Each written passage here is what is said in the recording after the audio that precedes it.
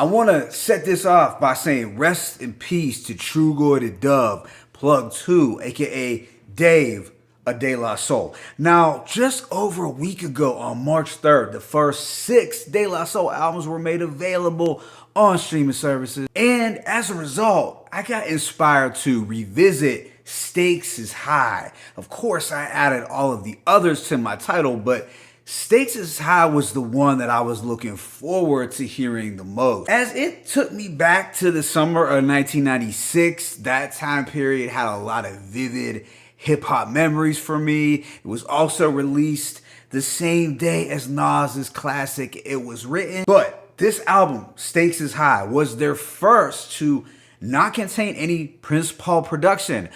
De La handled the bulk of it, and consequently, the production was a little more straightforward than the more eccentric sounds that they got from Prince Paul on the earlier albums. Also, on this project, De La Soul would be targeting rappers who they felt were misleading or poisoning the culture. They were taking shots at Biggie and Pac. Yeah, that's right, taking shots at Biggie and Pac, as well as R&B rappers and the mafioso era and that Big Willie era. They were really coming at a lot of folks' necks in the slickest ways possible. It's 18 tracks lasting approximately an hour and 8 minutes. But with that being said, let me go ahead and just hit y'all with this track by track breakdown. The opener, intro, Stakes is High, begins with an interview clip asking folks where they were when they first heard BDP's Criminal Minded. And it's followed by a 2-minute raw neck snapping track where Posdnuos declares that De La Soul is here to stay, like racism. So it just gives you that raw mid-90s energy out the gate. Track 2, Super MCs, has this lounging boom bap beat that always did give me Tribe Called Quest vibes. It's slower, mid-tempo, jazzier production. On here, they were basically pulling the cards of whack MCs, letting them know that, hey, maybe MCing just ain't for you. You know, not everyone is worthy of the title of the Super MC. Posdnuos raps, while you live fables unstable, acting very radical, projecting like you hard when in fact you're quite vaginal. So Plug 1 and Plug 2 were really bringing it to the gimmicky and talentless rappers and the ones who didn't take their craft too seriously. Track 3, The Business with Common, is a 5-mic song without a doubt. It's got this crispy and crunchy bass heavy beat with enough knock to make it a mixtape banger. You know, it's something raw that you could freestyle to in a cypher. Dave sets it off with some stellar lines. I spit divine of God theories, no need to be high. Always exhale the facts, cause I don't inhale lie. And of course, it's much greater than your Benz-Lex. The engine to my comprehension is just too complex, much too complex. Effects be live like Dawes making moves down south to avoid the chaos. Man, Common had another standout performance as well. The following lines still ring out. I used to love her, but now a boner. At one point in rhyme, I thought I lost my erection, but then I got it back with the resurrection. Just fire bars from the Chicago MC, and this is back when Common was drinking. After this is a You Don't Stop interlude where De La gives shout outs to all their peoples representing the Native Tongues crew and affiliates over this hazy soul sample production that likely inspired Ninth Wonder. Track 5 is once again Long Island, and it's a Plug 1 solo set to this old school park jam type of instrumental. It's very classy, grown man boom bap. Plug 1 speaks on coming up in Strong Island, but he also takes a shot at the whack MCs and the R&B rappers, and it is here where he even takes a jab at the late great Tupac with, man, they rather be hoes like that male MC who walk around like they got nuts and they use tits and ass like a crutch. Man, the underground's about not being exposed, so you better take your naked ass and put on some clothes. At the time, I didn't know they were talking about Pac, but it was true. After this is the mellow and feel good Dinning It, which had light-hearted, glistening beats and a catchy hook from Dave that was made for Long Island block parties in the summer. I felt Posdnuos has some quote-worthy bars here like, stakes is high, but we're going to have fun this year. Before there were guns, there were native tongues on these planes. So he's reminding folks that before all the crazy gun talk and hip hop, there was the positivity that the native tongues crew brought forth. And I also like them West Coast kids who be throwing up signs. I hate a Buster unless his name is Busta Rhymes. Next is Breaks, which pays homage to Curtis Blow's The Breaks. And this beat has a warm and jazzy quality to it. It's a relatable theme about what to do when reality hits and life gets hectic. I particularly dug the chorus.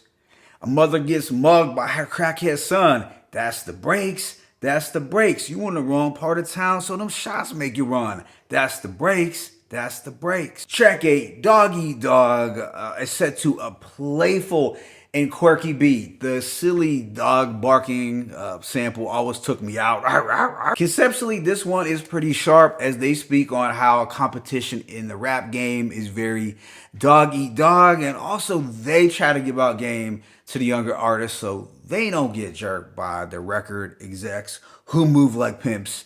And I always thought the hook from Dave was very smooth and memorable too. Following this is Baby, Baby, Baby, Oh Baby, which on the surface could have been misinterpreted as a gimmicky crossover attempt. But if you really knew De La Soul, you would know that they were making a parody of the artists who sell their soul for radio play.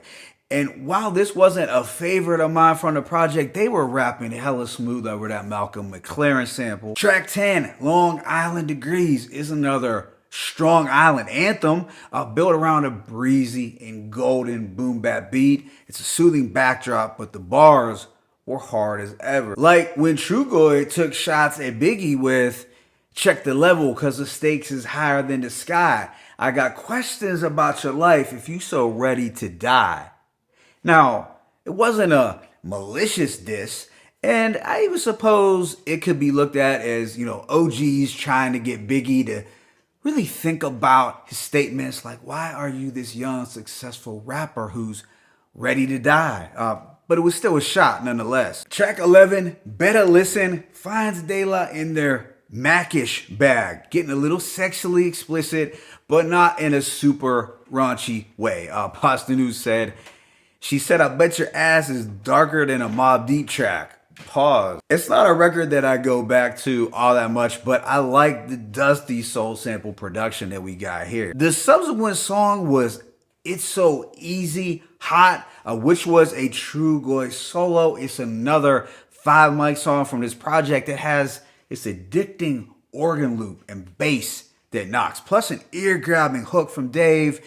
And he is taking aim at the mafioso rappers, the Wu Gambinos, the Foxies, the Nas's, the AZs, the Nature, those type of MCs. Now, there were several strong quotables, but I'll just recite the one. See, them Cubans don't care what y'all dudes do. Colombians ain't never ran with your crew.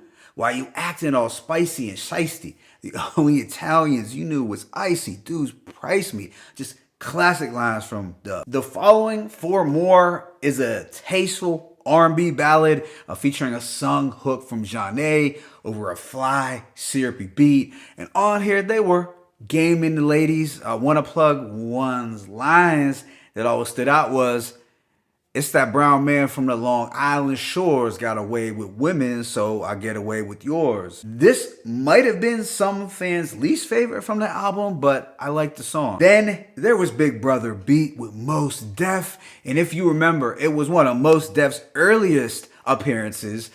This track, alongside with his Bush Babies feature, really helped to put Mos Def on the map. It has this booming 808 styled boom bap production that felt like the speakers were gonna blow. It was very crunchy, flavorful beat. Track 15 is Down Syndrome, which might have contained the most rugged and dusty instrumental on the album. And here they were doing an ill back and forth, kind of paying homage to Run DMCs, Sucker MCs. Pasta News had a line that left a big impression on me.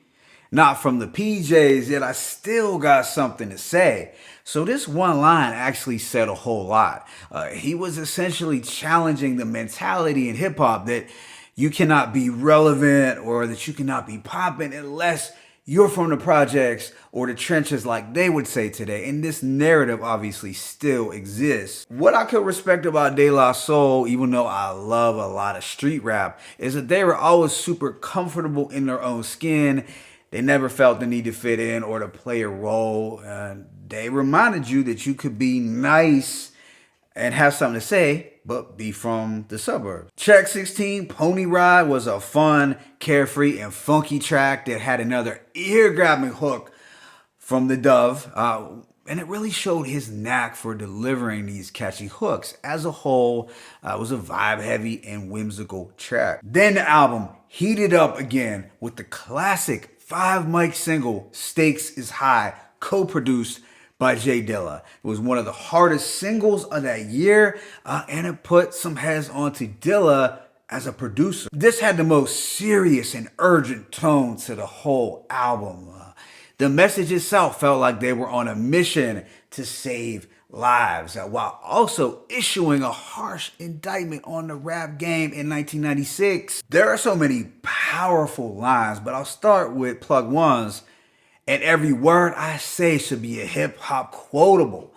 Dave's, sick of R&B bitches over bullshit tracks, cocaine and cracks which bring sickness to blacks. And Plug One's, man, life can't get all up in your ass, baby, you better work it out. There were a couple more, but this was just an incredible song from the album. Then the project wrapped up with Sunshine, which had an ill soul sample at the very beginning that I always wished was a little longer, to be honest. But the beat itself had a blissful and sparkling tone that was made for summertime. So overall, I do have Stakes is High as a 5 mic album. Now, is it as highly regarded as 3 Feet High and Rising or De La Soul is Dead? No, it's not. And it might not even be considered as great as Balloon Mind State. While Stakes is High might not have that universal classic status, personally for me, I would give it 5 mics. And I can't really see many De La fans going lower than a 4.5, to be honest. I know it got a 4 mics in the source, but hey, regardless of the mic rating, I view this as a stellar release from 1996, and we all know what a stacked year that was for hip hop. The project showed them in a more mature light. They came across as OGs who were sick of the rapping bullshit. The production was a little more serious, even though they still had those fun and eccentric moments that you could find on earlier De La album. Let me know in the comment section what you rate this. Is it a universal classic? Is it a personal classic? And if not, how many mics would you give it? It's your boy Mixtape Moth. I'm signing out, but be sure to hit that like button and subscribe to the channel. As always, it's peace and blessings. De La Soul, Stakes is High. 1.